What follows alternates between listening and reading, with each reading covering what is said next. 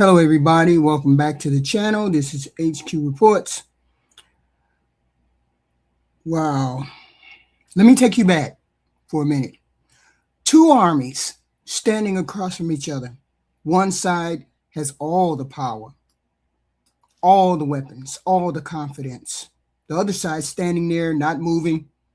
And every day this giant walks out, talking crazy, challenging everybody, daring somebody to step forward. And nobody does. That ain't because they couldn't fight. That's because the moment was already controlled. That's David and Goliath. And what people always get wrong about the story is right here. David did not win because he was stronger. He won because he refused to fight the way Goliath wanted him to fight. He changed the situation. Now, fast forward to right now, 2026. Because what we're watching feels real familiar, not in some ancient valley of Elah, but in the Strait of Hormuz.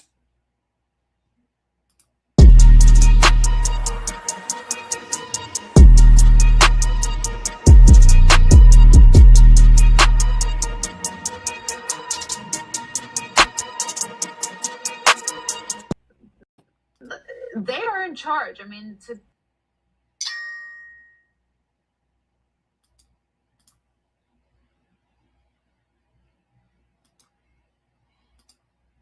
All right, what happened to my video? My video went offline. Really? That's what we're doing? The video is going offline? They're in charge primarily. Primarily, that's what she's saying, that the people are in charge of the Strait of Hormuz. And there's nothing we can do about them being in charge of the Strait of Hormuz. There's nothing to do. So let me show you a map. We're going to take you back to the map. Hold on. Take you back to the map. Hold on. Because a lot of people really didn't know anything about this place until all of this occurred, right? Copy this image. Hold on. A lot of us didn't know anything about the Strait of Hormuz. I swear to God, I didn't know anything about Strait of Hormuz. I didn't know. Okay. I didn't know jack about the Strait of Hormuz until these people showed it to us. Hold on. Let me get the map up there. I want to get the map up there so everybody can see the map. Okay. Let me see. Okay, here we go. Here's the map. Come on up. Doggone it. The map. This right here is one of the most important oil routes on the planet. A huge chunk of the world's oil moves through these narrow spaces. That means if anything happens here, everybody feels it. Gas prices, shipping, everything. Now you got the United States on one side. Biggest military in the world, no question about it. And then you got Iran on the other side. Smaller, sanctioned, been under pressure for years. And yet here we are. And this does not look like dominance. The United States does not look like a dominant feature. This looks like a standoff.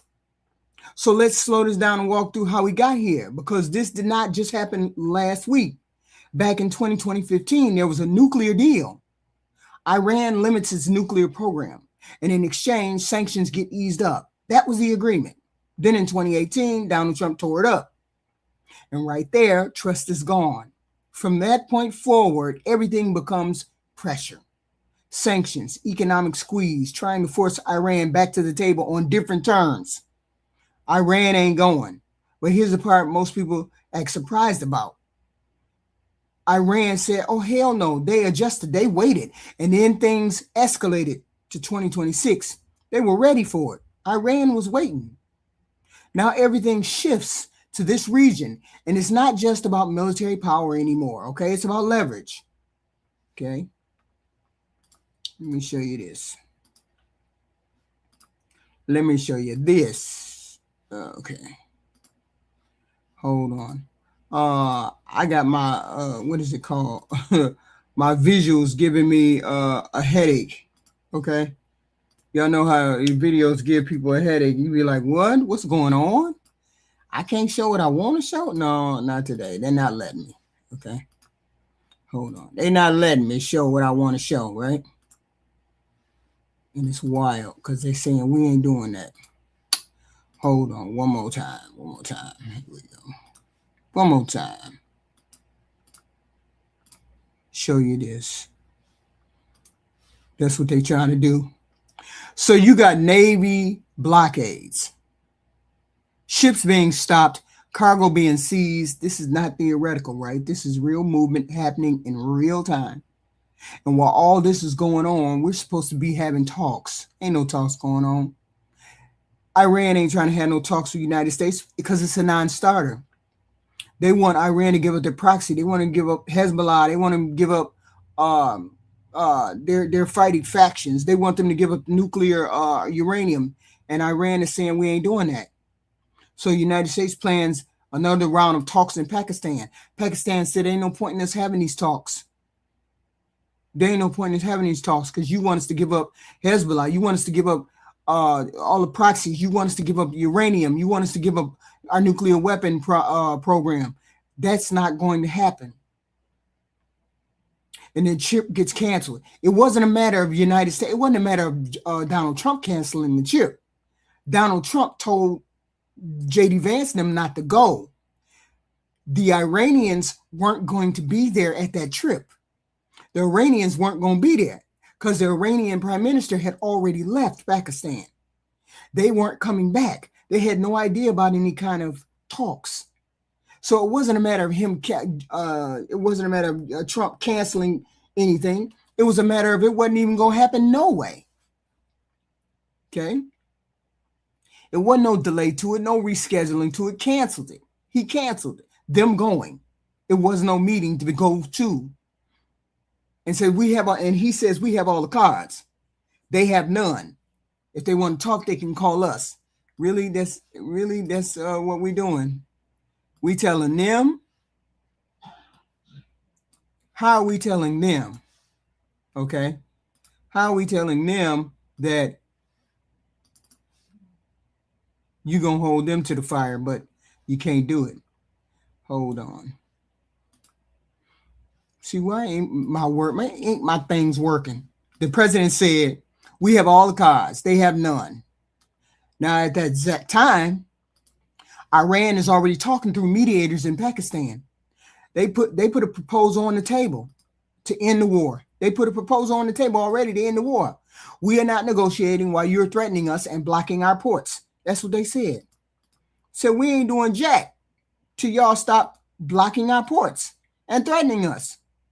We're not dealing with y'all unless y'all do that. But they're also making something else clear. They're not negotiating while they can't keep their proxies and they can't keep their uranium. They're talking past each other. And what happens next? Nothing. Nothing. Because nobody wants to back down. Nobody's backing down. Nobody wants to back down. Nobody's backing down. Foreign minister leaves Pakistan. And then Trump cancels U.S. negotiations. You see, Trump canceled the negotiations after the foreign minister, Iraq's foreign minister, left Pakistan.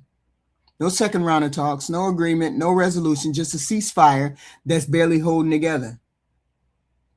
Now we got to deal with the bigger issue because this is where it gets messy. Inside Iran, there are divisions. There's signs of division inside of Iran. You got hardliners, you got military influence, you got questions about who is actually making the decisions. That means you're not just negotiating with one clear voice. You might be dealing with multiple agencies at the same time, multiple agendas at the same time. Okay? And we can't act like everything is clean in the United States side either. Messaging is all over the place. Deadline here, deadline there, deadline one day, deadline no day.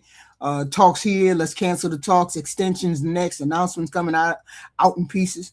That does not look like control. Nobody has control. Looks like a situation that's being figured out at the same time.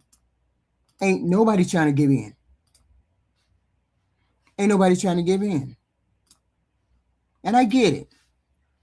Nobody wants to give up their leverage. Nobody wants to give up the leverage. Hold on, let me show you something. Nobody's doing that. So the way I come to it is somebody got to give in, and I don't think it's going to be Iran. I don't think it's going to be them, because they didn't sit off the bat. We ain't giving up. We ain't giving up nothing. We're not giving up nothing. They've already said that. So people in Iran are dealing with real pressure. Economics, their economy is weak. It was weak before that, but it's really weak right now. But they don't care, because they already had an idea. This 47-year war, 47 year, according to them, it's been a 47-year war. So if it's a 47-year war, don't you think they thought of all the strategies that they could do, all the things that they could put into place? And then the administration keeps saying, oh, okay, well, we got them under control. We have all the cards. Okay, if y'all got all the cards, if United States got all the cards, I would say that United States is losing. And I'm saying that United States is losing. You know how I know? Because Iran didn't have control of the Strait of Hormuz before this. Iran didn't have control of jack shit, but they shitty ass economy before this. Before this, they didn't have jack shit. United States wants control over the nuclear capability, and they want limits, wants a deal that looks like they winning. They ain't gonna win. Iran wants sanctions lifted, wants guarantees they will not be attacked again, and wants to keep some level of influence. Those two things do not line up. Okay? There are things the United States wants that Iran is not going to agree to. Okay, you might as well get that through your motherfucking skull. This is just a reality. So now we're sitting here watching a strategy that was built on pressure, and that pressure has not produced a clean-cut result. Force has not solved the problem. Force has not solved the problem. Just like David and Goliath, strength alone did not decide this outcome, and it's not going to decide this outcome. This is not about who is stronger. We already know the United States is stronger. That is not the question. The question is, can you control the situation? And right now, the United States can't control nothing. Iran's foreign minister left Pakistan. And once the United States knew he left, then they canceled the meetings. Iran left the meetings first. Iran left the negotiation talks first. And then the United States canceled. That tells you Iran is in it for the long haul. They're in it to win it. And this is why I say this was a losing strategy. Somebody had to have told Trump this would have been a losing strategy. I know they told him it was a losing strategy at the beginning, but why did he do it? Okay, this is a standoff. Why did he do it when there was no clear-cut win? He's trying to figure out a way out of this. Standoffs are dangerous because all it takes is one wrong move, one miscalculation, and everything escalates again. See, David and Goliath didn't win because he's stronger. He won because he changed the fight. Right now, the United States is still trying to win on strength. Iran is playing a different game. And until that changes, the situation does not get resolved. So do not just sit there and look at who got the bigger military and think that tells you everything. They don't tell you jack. Because if all of our might could have stopped this war or could have curtailed this war or it brought this war to an end, we would have brought it to an end already, right? Iran said, we ain't giving up our proxies or our nuclear weapons. It ain't happening. So I don't know what y'all gonna do. You're gonna have to come get some. Okay? Watch the strategy. Watch the decisions that are being made. Watch how Iran moves. If Iran moves as though they got the power, they do. Because the United States don't have no power, no leverage, no nothing. What y'all gonna do? Y'all gonna do it by force? Are y'all gonna do it by force? By force means boots on the ground, means war for years and years, which means this is gonna drag on, drag on, drag on. And you better do something before November. So, because nobody's in control. Because right now, it looks like nobody's in control. Quite frankly, it looks like we're losing because everybody is looking at it from a position of strength. They got the biggest army, the military, flights, war, all the ammunition. They have all of this. So, United States obviously is going to win. No, that's not how that works. This is not how that works. And now we're going to be in this war for a minute. Donald Trump and his cronies thought we were going to be in there for a little while. No, we're going to be there for a minute. We're going to be there for a minute. Unfortunately, it is what it is. And so now we got to deal with it. But I believe right now, we kind of losing.